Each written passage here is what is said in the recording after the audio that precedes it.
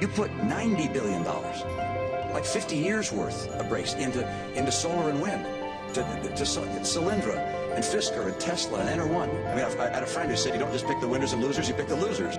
Armstrong, Gene Cernan have both testified against commercial spaceflight and the way that you're developing it. I was very sad to see that because those guys are, those guys are heroes of mine, so it's really tough. I wish they would come and visit and see the hardware that we're doing here. And I think that would change their mind. They inspired you to do this, didn't they? Yes. And to see them casting stones in your direction. It's difficult. Why is no one else doing these things?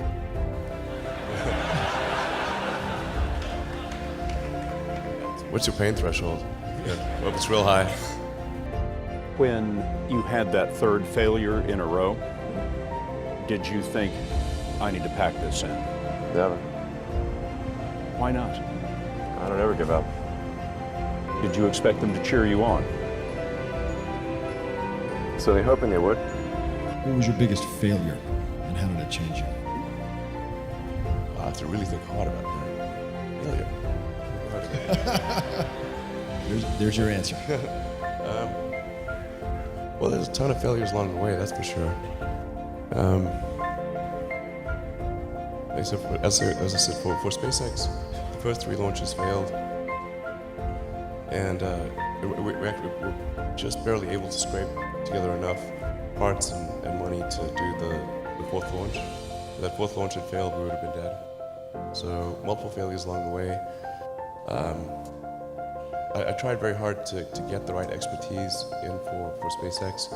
I tried hard to find a great chief engineer for the rocket, but the good chief engineers wouldn't join, and the bad ones, well, there was no point in hiring them. So I ended up being chief engineer of the rocket. So if I could have found somebody better, then we would have maybe had less than 3 failures. 2008 was brutal. 2008, we had the 3rd consecutive failure of the Falcon rocket for SpaceX.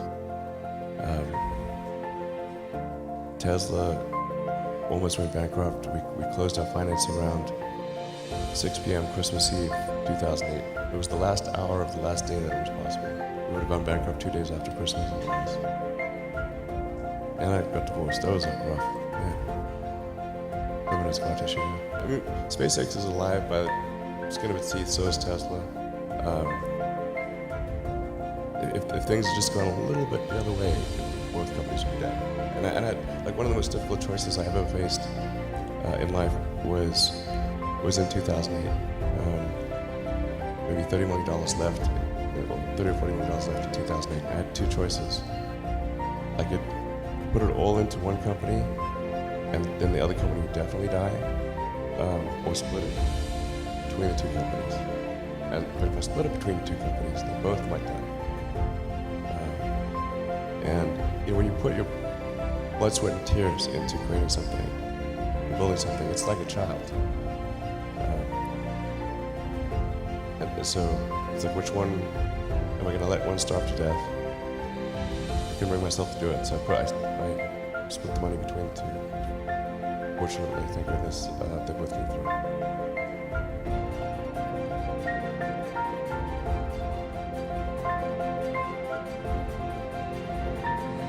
Tesla is worth more than General Motors.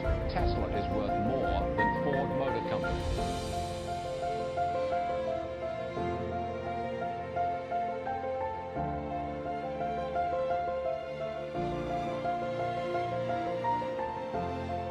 In the history of spaceflight, only 4 entities have launched a space capsule into orbit and successfully brought it back to the Earth: the United States, Russia, China, and Elon Musk.